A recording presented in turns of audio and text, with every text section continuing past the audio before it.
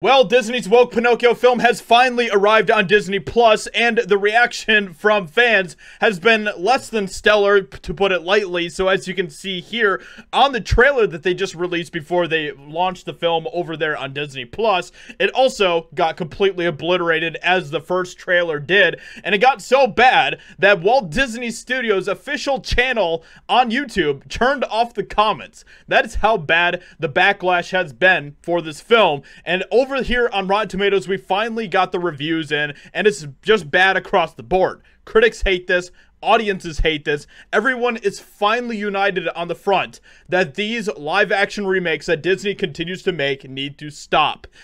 Please stop. But honestly, this is just showing a symptom of just how bad Disney has gotten, where they are so creatively bankrupt that they can't create their own content. They need to continue to look at the great stories that used to come out from Disney, you know, like 40, 50, 60 years ago, and make films about that, make remakes about that. That is how bad Disney has gotten. That is how woke Disney has gotten. And if you are in that woke type of mindset, which is, you know, kind of a communist type of mindset to begin with, then you are going to lack the creativity to actually create anything that's actually good. One of the things that's in this film that I thought was just crazy, that is just one of the few examples that we can look at how bad this film actually is that Pleasure Island no longer serves cigars or beer.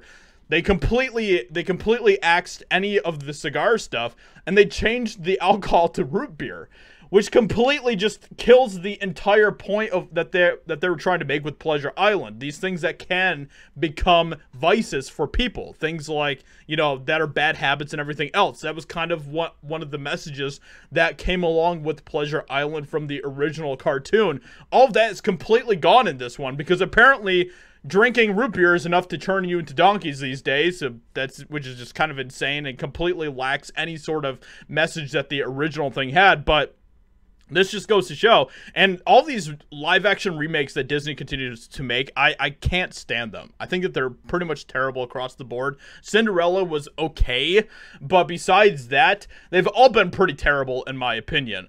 Honestly, the only one that I will say that I also did kind of like Maleficent, but that's only because Maleficent actually put an interesting spin on the story of Sleeping Beauty, unlike a lot of these other live-action remakes, which are basically just carbon copy remakes with, you know, getting rid of any sort of semblance of interesting, you know, thematic type of material like they did with Pleasure Island here. So this doesn't really surprise me, but yes, this film is a disaster. This film is now officially completely dead on arrival, which doesn't surprise me at all. I mean, apparently this film is disturbing, it's creepy, it's weird. That is coming from actual critics that have seen it as well. So it's not just audiences that are saying these things about this film.